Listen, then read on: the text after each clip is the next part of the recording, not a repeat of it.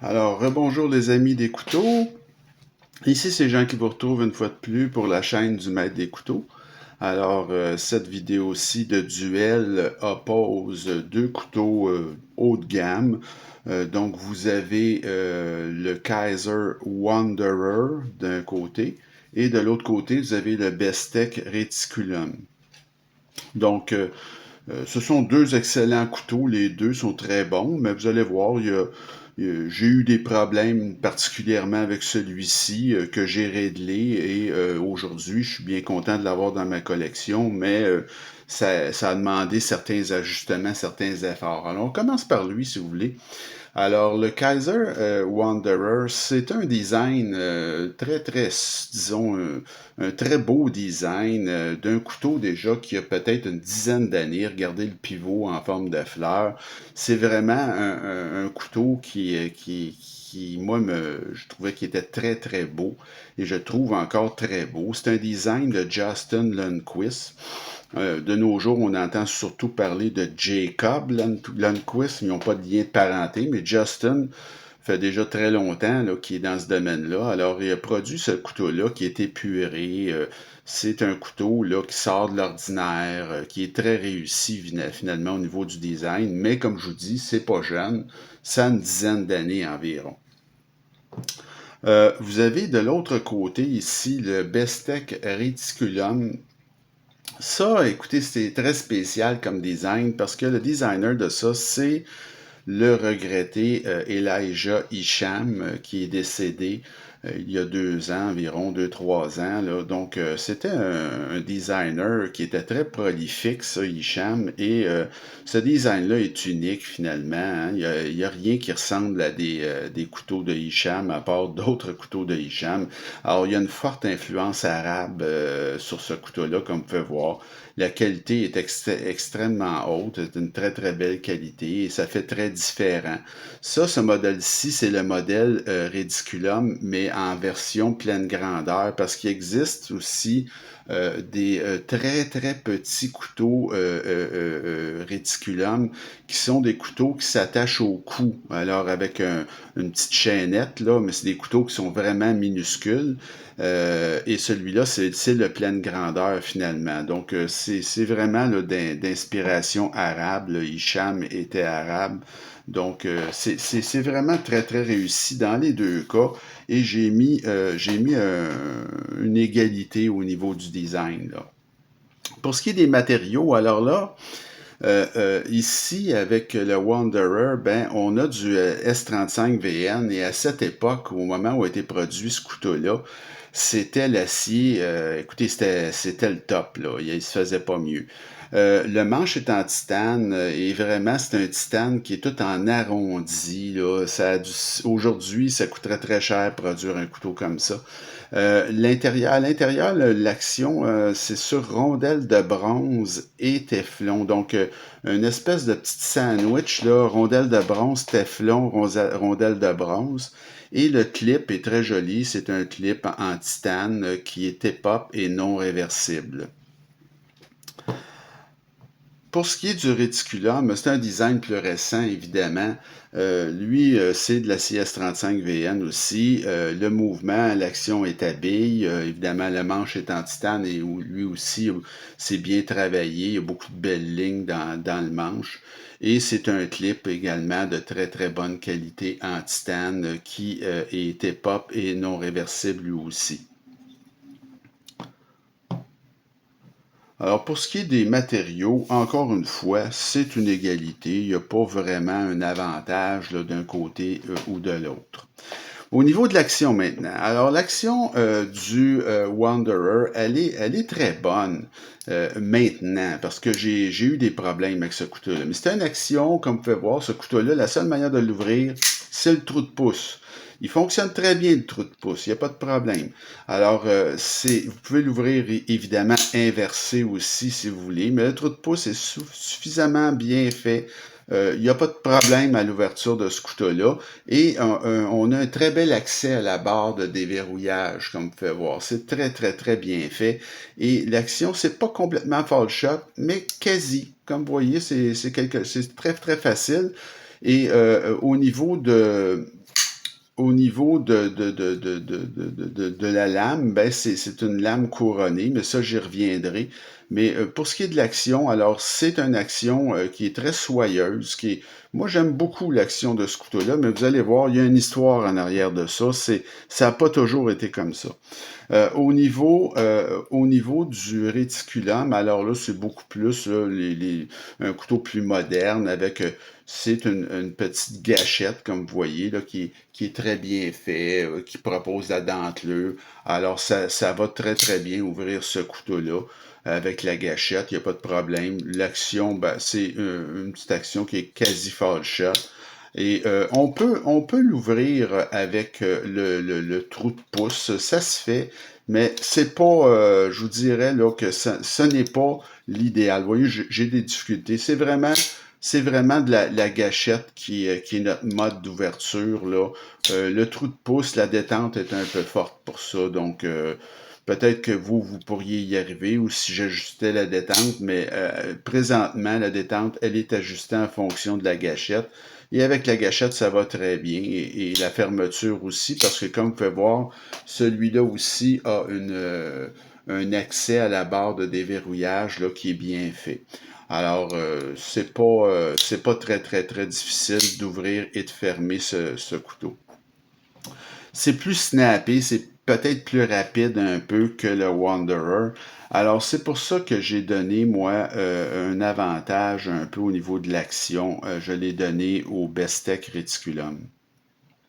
Au niveau de l'ergonomie, là, l'ergonomie du Wanderer, elle est vraiment très, très bonne. Écoutez, c'est un couteau qui est pleine grandeur. On a une très bonne prise à quatre doigts. Il y a à peu près pas de hotspot de clip parce que le clip, c'est un clip de très, très grande qualité. Tout est en arrondi sur ce couteau-là. C'est-à-dire qu'il y a eu énormément de machinage. Le manche n'est pas vraiment plat. Il y a comme un léger arrondi. C'est très confortable. Et il n'y a pas de dentelure sur le dessus, mais remarquez, toute la lame est couronnée. Alors ça, c'est rare qu'on voit ça là, de nos jours. Alors c'est vraiment très, très, très confortable au niveau du Wanderer pour ce qui est de l'ergonomie. C'est très bon. Au niveau de l'ergonomie du réticulum, c'est plus une prise à 3 doigts et demi, je vous dirais, là, en position régulière que 4 doigts, mais vous avez une très belle position avancée et c'est dans cette position-là qu'il faut prendre le couteau. Alors, il faut prendre comme ça avec la position avancée. Là, on est très confortable. En position régulière, c'est beaucoup moins bon. Et il n'y a pas de dentelure, lui non plus, sur le dessus. Mais comme je vous dis, lui, il a l'avantage de la position avancée.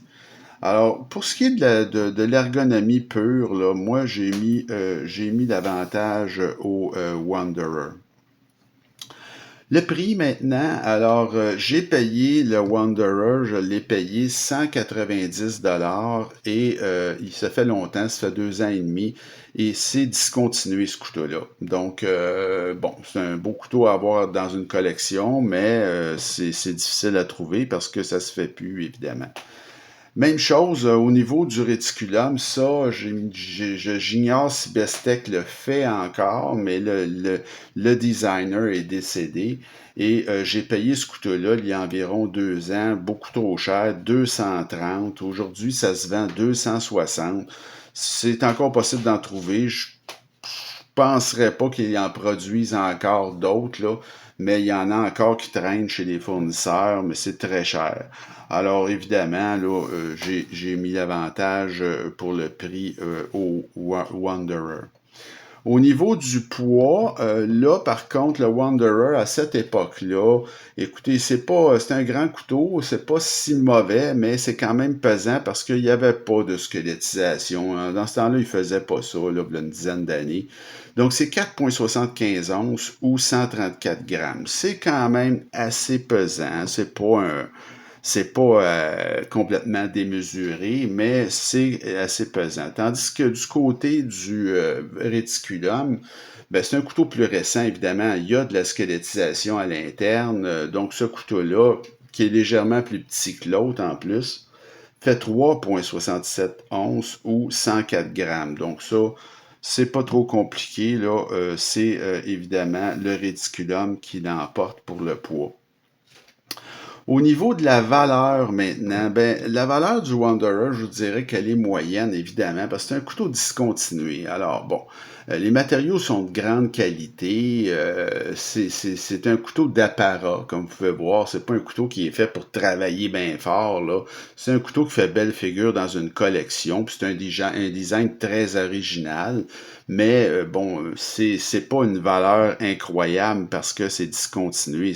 C'est très, très difficile de trouver ça.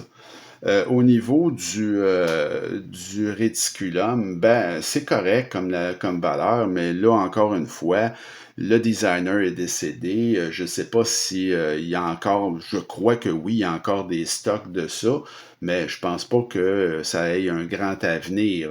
Faudra voir si le fait que Hicham est décédé, ses couteaux deviennent iconiques ou si ça sombre dans l'oubli. Ça, l'avenir nous le dira. Alors, pour ce qui est de la valeur, je me suis pas cassé la tête. J'ai mis une égalité finalement, là, donc c'est à peu près pareil. Au niveau de mon appréciation générale maintenant, ben, le Wanderer, comme je vous ai dit tout à l'heure, c'est un excellent couteau. Il y a des belles choses. Il y a beaucoup de machinage. C'est un couteau qui coûte très cher à produire, mais c'est un couteau qui est discontinué et surtout qui, quand je l'ai avait un problème, c'est-à-dire la petite sandwich que je vous ai parlé tout à l'heure, là, deux rondelles de bronze et à l'intérieur une petite rondelle de téflon. J'arrivais pas à ce qu'il n'y ait pas de jeu de lame. La lame était très difficile à centrer. Et j'avais tout le temps un petit Moses de jeu de lame qui était embêtant, là. Donc, j'ai défait ce couteau-là et je me suis aperçu que les rondelles de bronze étaient extrêmement fines. Alors, moi, j'avais des rondelles de bronze que j'avais achetées sur Amazon, là, pas cher. Il y a un kit, il y en a à peu près 300 de toutes les grandeurs. Et j'avais exactement la bonne grandeur, mais mes rondelles de bronze étaient beaucoup plus épaisses. Alors, j'en ai changé 2 sur 4. Et le couteau aujourd'hui va super bien. Il n'y a aucun jeu de lame. Le couteau, comme vous pouvez voir, la lame, elle est parfaitement centrée. Donc, j'ai plus aucun problème avec ce couteau-là. Mais ça m'a quand même demandé une opération. C'est parce que moi, j'avais la bonne grandeur de rondelle de bronze et la bonne épaisseur. Mais ça aurait jamais dû, Kaiser aurait jamais dû nous livrer un modèle comme ça avec des rondelles de bronze qui, de toute évidence, n'étaient pas à la bonne épaisseur. Donc, pour mon appréciation, l'histoire, c'est un peu ça. Et ça avait coté, ça, à l'époque, à l'évaluation, 8,3 sur 10, en partie à cause du problème que je viens de vous exposer, mais que j'ai réglé aujourd'hui. Donc, aujourd'hui, je suis bien content de l'avoir, puis il fonctionne parfaitement, ce couteau-là. Donc, au niveau du réticulum, ben là, écoutez, ça, c'est un couteau que je juge qui est quand même excellent. C'est très typé, par contre, hein, c'est sûr, ça plaira pas à tous. Hein, les designs de Elijah Hicham, on aime ou on n'aime pas. Mais l'assemblage et les matériaux, c'est sans reproche. C'est vraiment de très, très bonne qualité. Et lui aussi, c'est un couteau, disons, de plus de collection que dire, ben, je vais m'en servir comme heavy user. Non. Mais ce couteau-là, c'est un couteau également que je trouve trop cher. Donc, il y a vraiment un problème de prix à ce couteau-là, à mon avis. Et à l'évaluation, il avait coté à 8,94 sur 10.